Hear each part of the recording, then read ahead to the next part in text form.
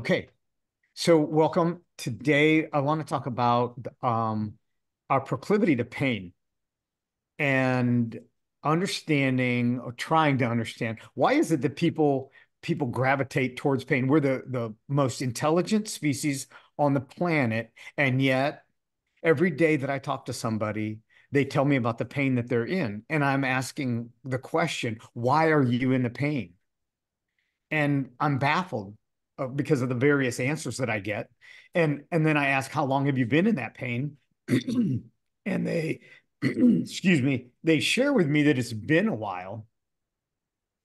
And it's like, so what are you doing to get out of it? Well, it's just part of life. Excuse me. So the idea of no pain, no gain mentality, that's probably the dumbest statement that I've ever heard. But very common. It So is. if you're asking honestly why a lot of people do it, it's because that is a common narrative. People just assume that that is what life is supposed to be like. And so they don't imagine a life without pain. They imagine that life includes pain and that is part of it. And so we suck it up, princess. Yeah, that's it. That's it. Um, so uh I have with me today Tracy Borson, and I also have a guest, Joan Swanson, and we're doing a different thing here. So if you're watching for the first time or if you're watching for the fourth time, um, it's exploring the possibilities and challenging technology's narrative. And it says, I'm going to have my way with you. And that can be a pain. It's been a pain for me, and it's been a pain for you. There's multiple levels of pain. And one of the things that I want to talk about today is the pain that people have in their physical body. And so it is the idea of eradicating pain. I don't believe in managing pain. I think that managing pain, that's an oxymoron, kind of like jumbo shrimp and Microsoft works, but we won't go there. But managing pain is a waste of energy and a waste of time. So my question is, and I would love to have, um, explore this topic, and maybe the people that you meet or know, why is it that people will manage pain for a long period of time, and why do you think that it takes so much to change that mindset around eradicating it? I mean, I'd love to hear Joan's perspective as well, but I think that's what we're sold. We're sold that. And well, I think we can all agree that there's a very big pharmaceutical industry who has a lot in pain management, right? And how can we manage this pain? And it's even, I don't know, I've been seeing this commercial recently for Advil something, and it's got like ibuprofen and acetaminophen, and the whole commercial is talking about how it like dulls the pain receptors and like all it tells you. It's actually it's I think it's very truthful. It's telling you precisely what it's doing. None of which is actually eradicating the pain, Right. right? It's just saying now we have two ways of masking your pain in one medication. So Yeah. that's what you want.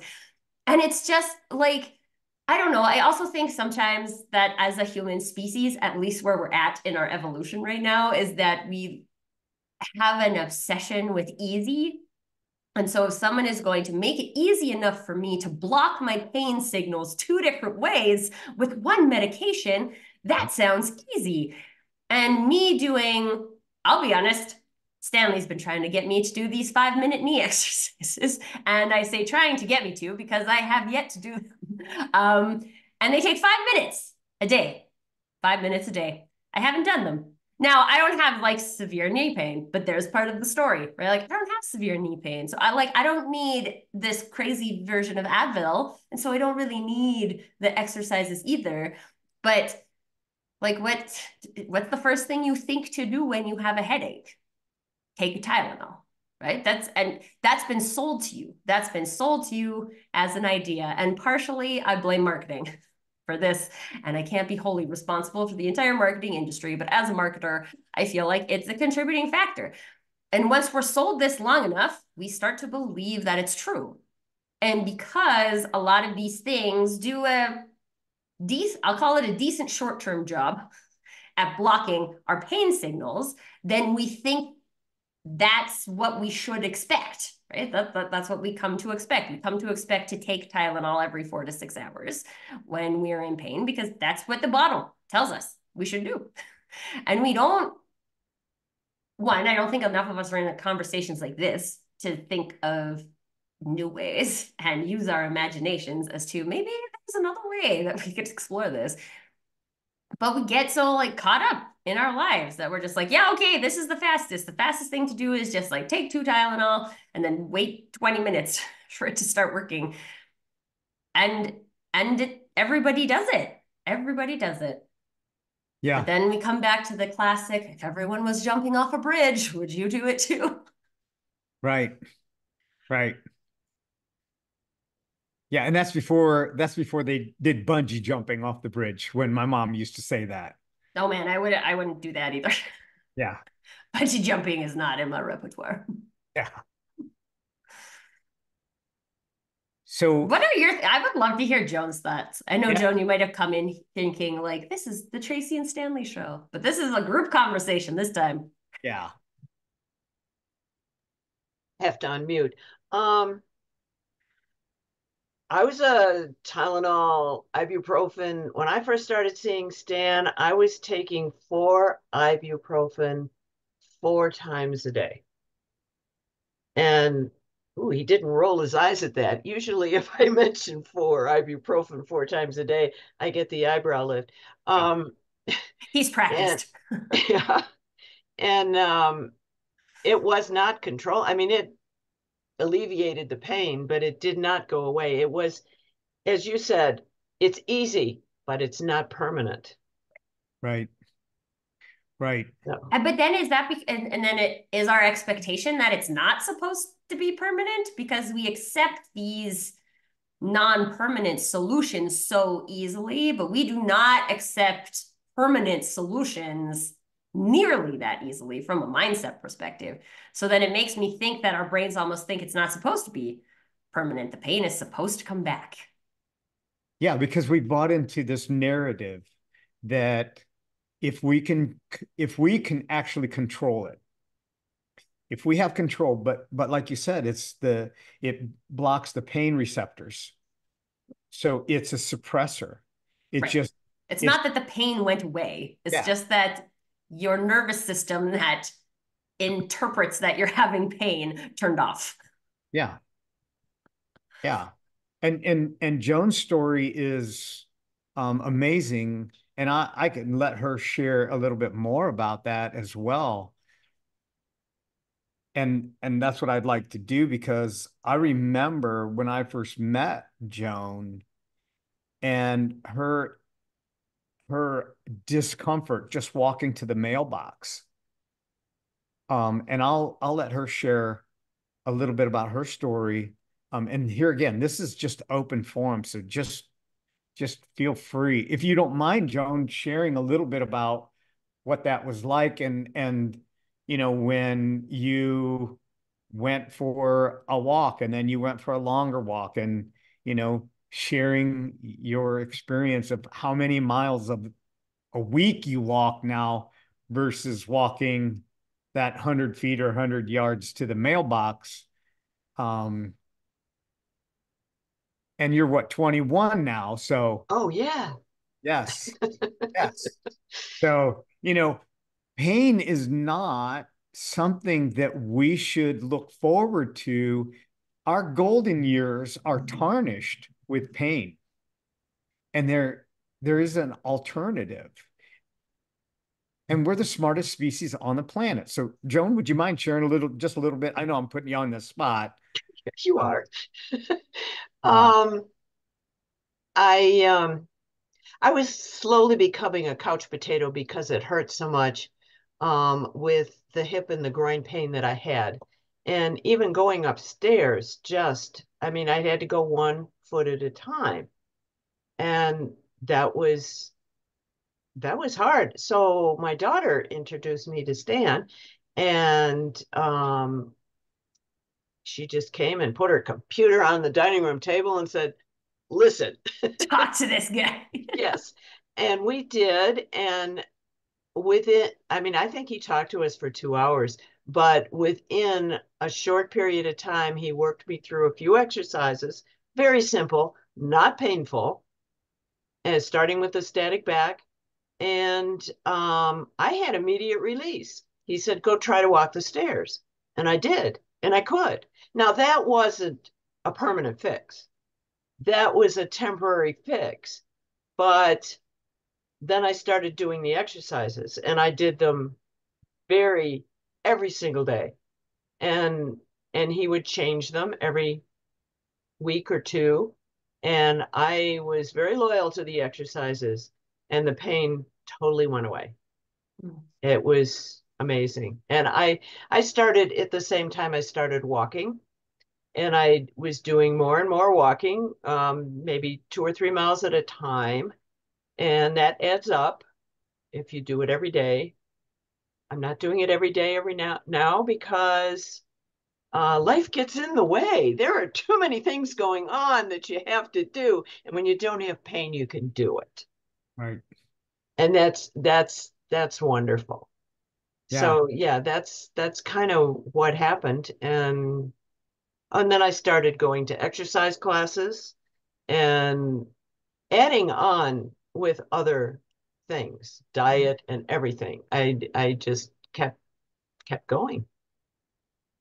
And I'm feeling great today. Yeah. And You so can I ask a question, Joan? Because Sure. do you think you would have tried something if your daughter hadn't been like, talk to this guy? No, because I didn't know what to try. See, this forum, if you can get enough people to see it, then they know that there are other ways. Even your doctor doesn't tell you that there are other ways. How are we supposed to know? It's right. true.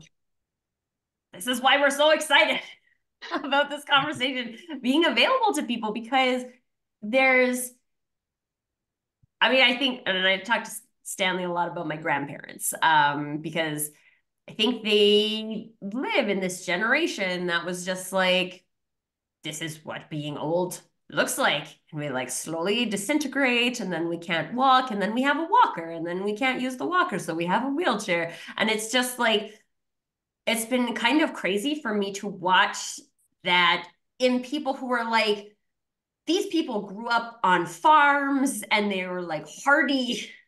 My my grandfather, when he was about in his late 70s, I think caught my aunt's wheelchair coming out of a car because she missed the ramp. And like it's crazy to me that I really do think that it's this mindset that like this is acceptable, this is what it's supposed to be like, that we just are like, that's what happens. And this is also why I'm so interested in it at my age, because I will turn 40 this year. And I have no interest in having my senior years look like that. I have every intention of doing what I can to have a healthy life. Yeah. And so I think that the conversation is so relevant for like any generation at any point. I love my 5-year-old to participate in it because at some point, I remember sharing with Stanley's story about I tore my ACL and I had ACL reconstructive surgery. And what they do is they take like a piece of your hamstring to replace the ACL, or that's one way they do it anyway. And so I had to rehab my hamstring muscle as well, so it could build up muscle again. And it looked really weird for a while because you could see like my two hamstrings were different sizes because one had like a piece missing from it now. But the medical system, while very good at the surgery component of it, you get like 8 physiotherapy sessions that are included in your government like healthcare. And I would go to the physiotherapist and they would just like put the TENS machine on my leg They didn't give me any exercises. They didn't give me like anything. And I, as the patient, my experience was like, I'm just sitting here and you're getting paid for not treating me. And I don't think this is really fair. So we see those things, but then I think just because maybe there's not enough people who are openly, but also in ways that work, challenging the medical model. Because I think, again, still most people's brains are like, well, they know the most amount. They have the most amount of information, so they know what's best. Yeah, you No, they believe that. also have like something that's actually been a really big talk locally. So I live in Canada. We have universal healthcare. But it's provincially mandated. So the different provinces have different access to things. And Alberta, where I live, is probably one of the worst. We have the lowest access of all of the places. And something that like recently came to light was that the general practitioners, where you go to like get a prescription or whatever, they get paid for 10-minute increments, and they get paid for different patients. So they won't even like, they don't want to book families back to back, because then it doesn't show like two different last names, and then they have to like argue that it's two different patients, and like, so they don't want to do that. And so it's the financial model has really negatively impacted the way people who probably care about your health are allowed to treat you as well. And you're also not supposed to recommend naturopath type of things, right? You're not, although I will say this is one of my favorite things about my doctor. She was treating my grandmother at one point as well. And she was like all blocked up, and she was like, oh, I had this once, and I just recommended to this guy to drink more water. He just needs to drink more water. And then stuff started moving through his body. Shocking, because we're hydrated. And I was like, but there's such a heavy financial component on like the prescriptions side of the system. Like if you prescribe this prescription, then like the clinic gets money, and you're like, this is nuts. Because you could be telling people to just drink more water. This is now my go-to. Drink more water. Got a headache? Drink more water. Yeah. Yeah. So, the idea that Joan mentioned that she was taking 4 ibuprofen 4 times a day. Let's say some of those ibuprofen are 200 milligram. That's 800 milligrams that people are taking. They're taking the maximum. And it says, if you don't take this longer than so many days, but yeah, how many of us don't do that? How many of us, I used to take ibuprofen, Advil cold and sinus before I understood that if the body is not in alignment, you're going to have all of these issues. And that is a symptom. So having a sinus headache was a symptom. And so, we're taught to chase symptoms. And what I say is don't chase the symptoms, quit chasing the pain, because the pain is just the site of where it surfaces. Okay. But the source of it, the cause of it, is elsewhere in the body, because the body's so interconnected that you can't separate the feet from the head. It's just impossible.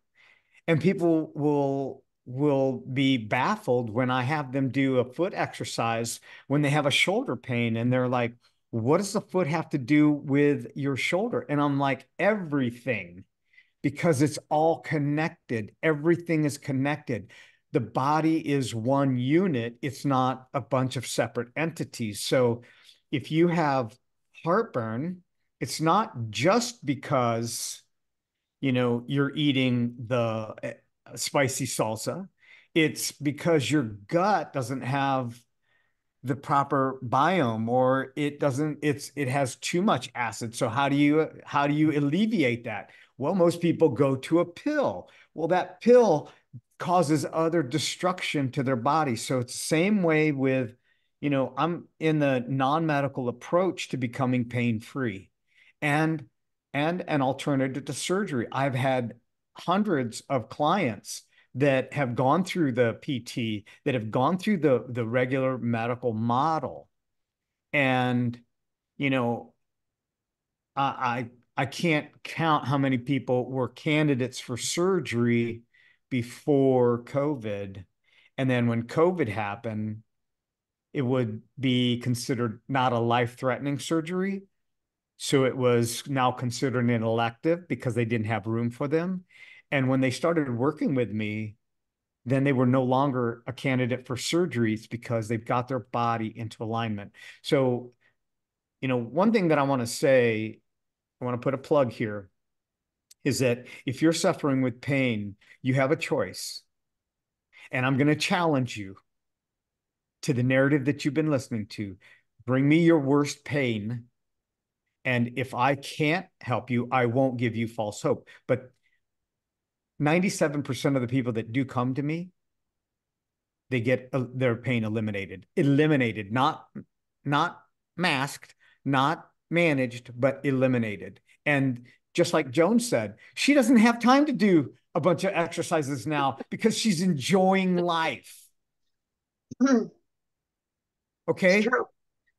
So she knows what, you know, the process is that she got transformed. Now Joan has access to that library of exercises, and she tells me what she's putting together and just wants my blessing on it. I'm going, that's amazing. That's exactly what I would have prescribed. And But there's a big benefit in that too, because it's not just having a doctor prescribe you something. right, It's you learning how to live your life in an aligned way so that you don't have to be dependent on someone else to manage to alleviate your pain. right. You now have the power to do it yourself, which is, I think, the like superpower. Yes, yes. So So, Joan, you Joan, what you're telling me is I should just suck it up and listen to Stanley because he knows what he's talking about, Absolutely. which is good because this is what I tell other people too. Only if you want to get rid of the pain. I mean, I do. I will tell you, so it has been snowing here for the past 36 hours.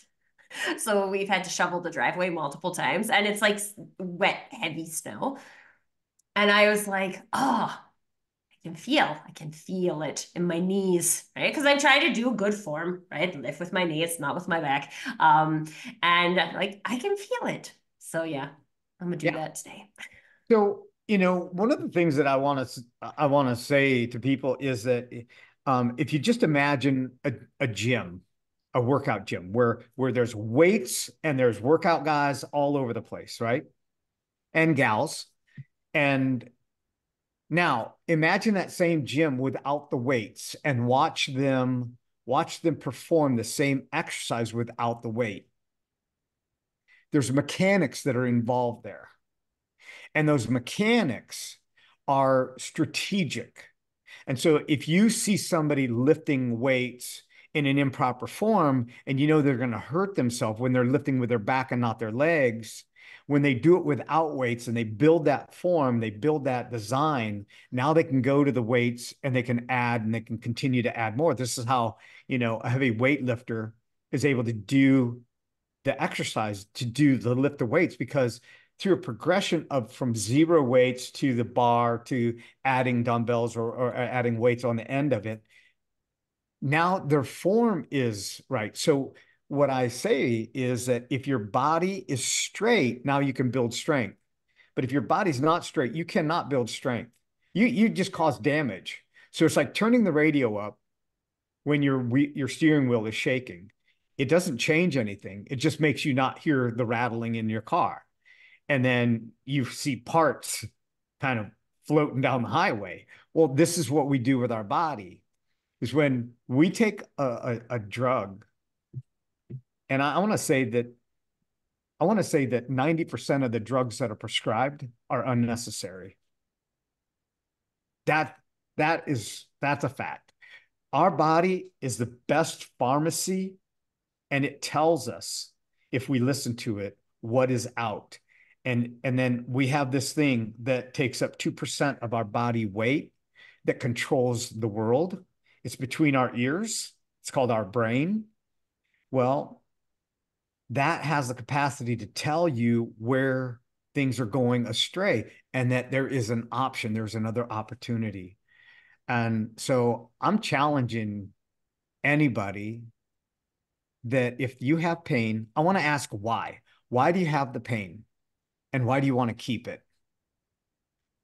I mean, is there a badge of honor of carrying the pain, or have you run out of options? If you've not met with me, I'm a postural specialist, so I look at your body from the head to the feet, and I help people eradicate the pain, create a greater quality of life because they can enjoy it because they don't have that limiting them. Just like Joan said, she doesn't have time. She knows what to do, and she doesn't have time to just sit around anymore. It gave her a quality of life that it took from being in pain to now, gosh, there's this function that I could go to. There's that function that I can go to. I can do this exercise and that exercise class.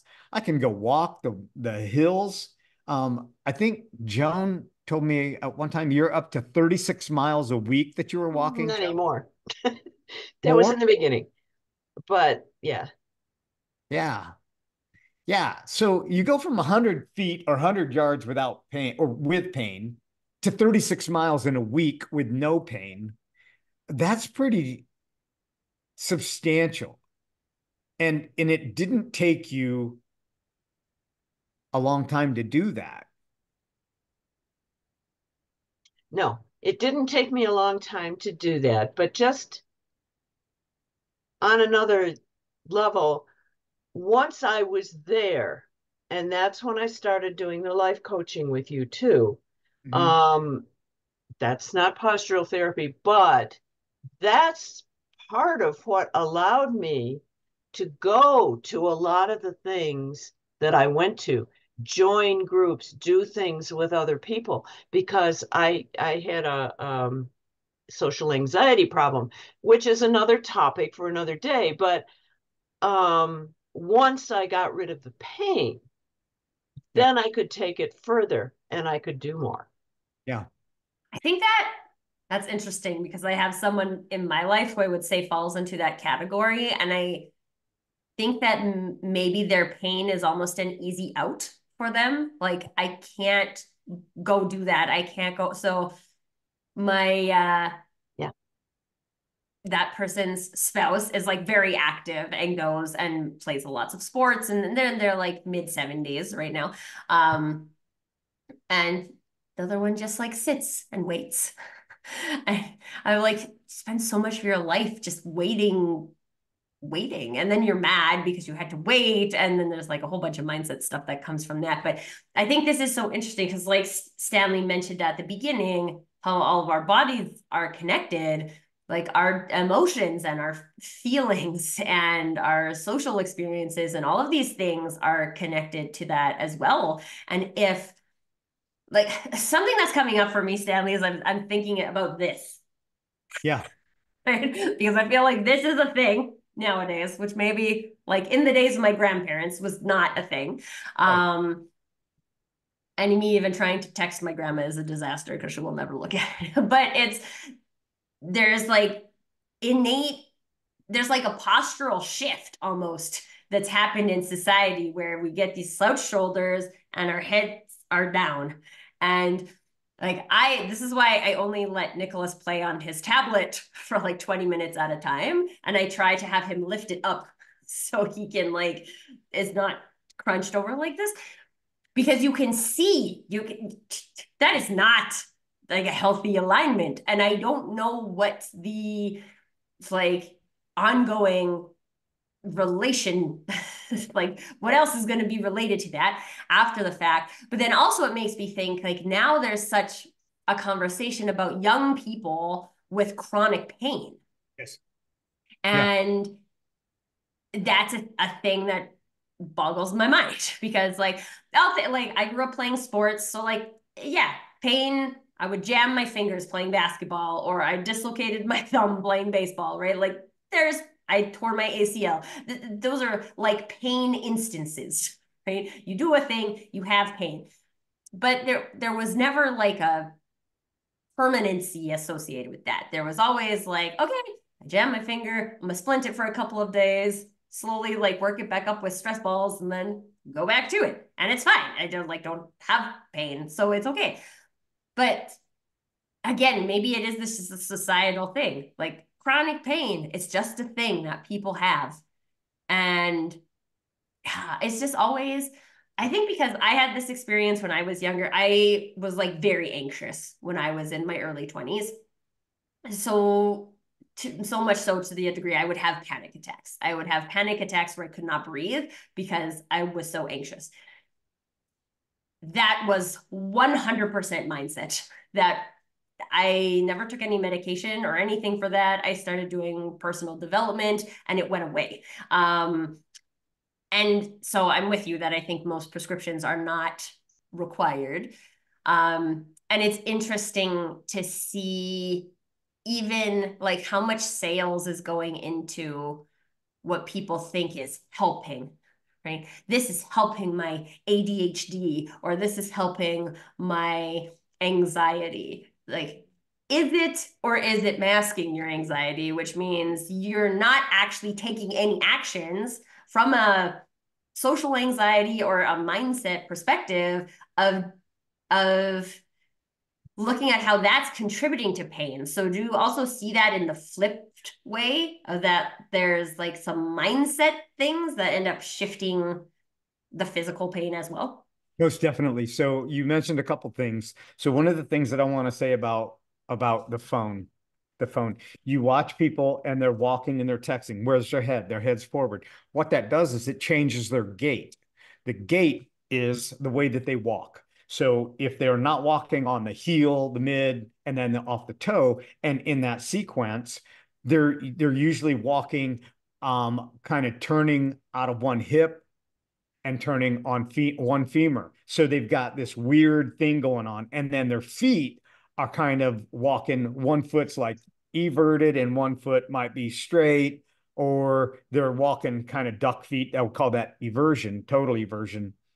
And now their head is forward, and now they're changing all the dynamics of what's going on with their central nervous system.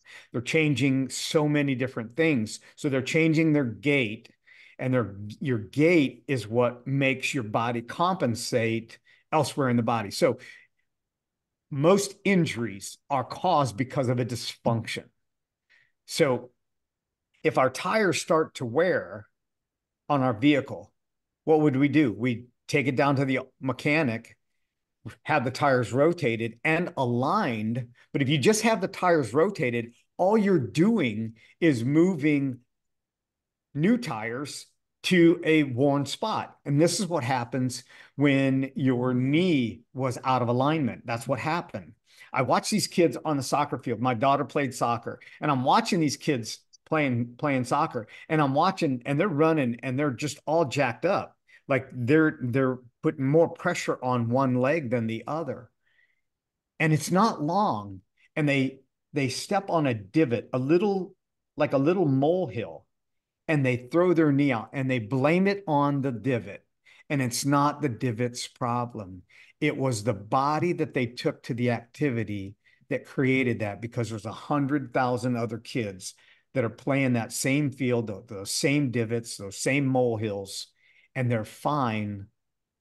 Okay. Okay, can I jump in here? Because this is making me think that as a society, we do have a habit of blaming things outside of ourselves. Of course. Of course. Yeah. Um, and this is, it's, I'm just thinking about it. Like I've got injured a lot playing sports. I have broken my growth plate in my ankle when I was 13, and lots of things. But it would have been really interesting at that point if someone had said to me, like, what is out of alignment in your body that was putting so much pressure on this ankle? because like seriously, what happened is like I ran to first base, I tripped over the base, and I broke my ankle. Like it wasn't, really shouldn't have happened. But except no one does that. What do? They take you to the hospital. The hospital puts a cast on it. You wear a cast for 8 weeks, and then maybe you go do physiotherapy. And then what the answer was, because I had weak ankles. Now I feel like I need to talk to you about my weak ankles, Stanley. There's always something new with me. Like there's, I had ankle braces. So for the rest of my sports playing career, I had those tall ankle braces with the Velcro around them to hold my ankles in place, which like, if you're using your logic brain, there's no way this is making your ankle stronger, because now it's just taking what could be strength within your ankle and saying, you don't need strength in your ankle. You have strength in these ankle braces instead. And so I haven't worn them for years now because I see that. But that was just like, as a kid and as an athlete, I wanted to do what was recommended to me, because I wanted to be able to play sports for as long as possible. And now I had to retire when I was like 32 because I tore my ACL. Right. So Right. So here's the thing about what I teach and what I help people transform their life in is don't give up your life just so you can add years. You know, create the life so that you can have an extended years. It's the quality of health. Health is not the absence of pain, it's the absence of limitations. So whether it's being able to stand at the counter and make a meal without being in pain on your feet, or whether it's going and playing basketball without hip pain, or going kayaking, or you know a trail run or a bike ride, all of these activities, and sitting is an activity. I mean, I can tell you how many people I talk to throughout the day that they tell me that, they sit at their desk all day, and I'm asking them, how are they sitting? Well, then they sit upright, right. right? Well, I'm sitting really, really strong and really tall. Yeah, while you're doing that. But when you're writing your blog post, you're down there like this. yeah, exactly. And so sitting is an activity. And so we have to treat it as an activity. We have to prepare our body for that activity, just as if we were going to go lift weights or whatever, go for a 36-mile walk. We have to prepare our body for that. And this is what I help people do. I help them train for the activity that they go to, because you take the condition to the activity, or the position of our body to the activity, which creates the condition afterwards. So if you're out there shoveling snow and you get tired after you've shoveled it, it's because you've done an activity. That breathing heavy of shoveling that heavy snow, that is a response of our body, but it's a temporary response, because unless you're panting an hour later sitting on the couch, that then you really do have, we really need to talk. But that's a normal experience of it. But the pain associated with inactivity is not the normal experience. And I want to challenge anybody that would be open to the possibility of something greater and bring back the quality of your life. So, Joan, um, in closing, I'd like to ask you, if I were to give you all the money back for you to have the old life that you had, would you take it? Oh, absolutely not. No, I like my life the way it is. Every penny was worth it. I don't have any pennies left though, so can't come back. Yeah. But I So, think this is something that I was having a conversation with someone else with the other day too, about how I think at that point we were talking about like entrepreneurs and them not wanting to spend any money on starting a business. And you're like, but if you want to have a thing, very often you have to invest in that thing. And when we think about this type of thing, we think about pain and alleviating pain. We'll go to like I don't know how many people are going to watch this, but if you're watching this, I ask you to ask yourself, how much did the last bottle of Tylenol you buy cost? Because I will bet people don't know because they didn't look at the price. They just went and bought it because they need it. Right? And how many times have you done that, right? How many bottles of Tylenol or Advil or children's Tylenol or what? Like, I'm trying to think about the cost of the amount of children's Tylenol that's currently in my pantry. I couldn't even tell you, right? At one point, children's Tylenol was like super hard to find in Canada during COVID. And so when you found it, you would just buy it, right? I don't care how much this is. I'm just going to buy it because I might need it later. How much money does that add up to over your lifetime? And you still have pain. And if we look at it like that and say, like, what if I could take that same amount of money, it's probably even less, and invest it into something that is going to take away the pain permanently? I mean, it seems like a pretty easy decision for me. But again, I don't think people are making the decision. They think the only option is to go and buy the painkiller, and their option is, do I buy Advil or Tylenol? Yeah, you know, the other thing, Tracy, that we don't take into consideration is what is it costing you? Right. It's not the $10 or $15 bottle. That's not the cost. The cost is that you're masking what's going on in your body. You're killing, and let me rephrase that. You're killing your liver, you're killing your kidneys, and then you're destroying what other proper gut biome that you've got in your gut with that pill, the coating. And when you suppress pain that way, you're causing other damage that's going to surface later on. So it's not just a prescription, you know, it's not. It's all the Well, and side. it's the cost of, like, I can hear in Joan share, like, I get to do these things now. Yeah. Right? Yeah. There's a human value in being able to do those things and to being Oh, yeah. able to walk and get exercise and have those social activities that we don't normally put a dollar value on. But Yes. with the pain, we can't do that. And how does it impact our relationship with our friends and our family and all of these things? And people want you to have a happy, healthy life. Yeah. And I think this is what I'm hoping is that more people will be able to see this side of the conversation and then just ask, right? Like, have you tried? Have you looked at something like this? Because I mean, that hasn't been helping. So it doesn't really hurt to ask. Exactly. Exactly. Yeah. What would you and I want to close here. But Joan, what is the quality of life if you could just share it in one statement? What is the quality of life that you have now versus what you may have imagined that you would have had, let's say, 4 years ago? It's awesome. One word. I Life is just totally turned around. And life is wonderful, it's beautiful, it's joyful. Everything about life is good. I mean, there are little things that happen in your life that mess you up for a while, but other than that, it's really good. And I had no idea before that there was anything you could do.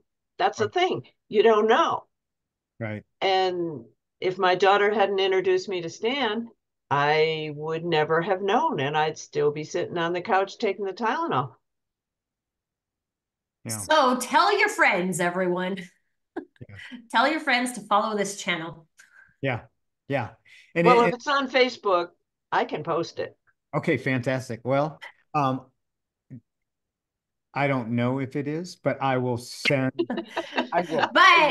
post. can send you a link to it on YouTube Yes, I for will send a sure. link to YouTube. And Oh, that's good. if you want to know more about what I do and you want to schedule a call, it does complimentary call. You can go to my website is www.360lifewithoutlimits.com. And The that's what, link is on the YouTube page, folks. It's yes, very simple. yes, yes. So book a call with me, a virtual coffee, and let's have a chat and let's see how I can help you. Not if I can, but how I can. So, Also, um, I'm going to quickly share this one. If you're going for a coffee with Stanley, you should probably bring a water, not coffee. To Stan shared with me this thing that I could do in my water pick because I was having problems with my gums. And I was like, I will try anything at this point because this is so uncomfortable. And I was scheduled to have gum grafting surgery. And I ended up not needing to have it. That saved me $2,700 in surgery that the dental association told me that I needed to have from one little trick because I mentioned something offhand in a conversation to Stanley. So if you're wondering, should I have this virtual water chat with Stanley? Yes, you should. yes, I You promise. should call it a virtual water chat. Yeah, yeah. I should change it to virtual water chat. We're promoting hydration here, people. Awesome. Awesome. Okay. Well, thanks for joining. Appreciate you both and have a fantastic day. Thanks, Stanley. It's great to meet you, Joan. Good to meet you too, Tracy.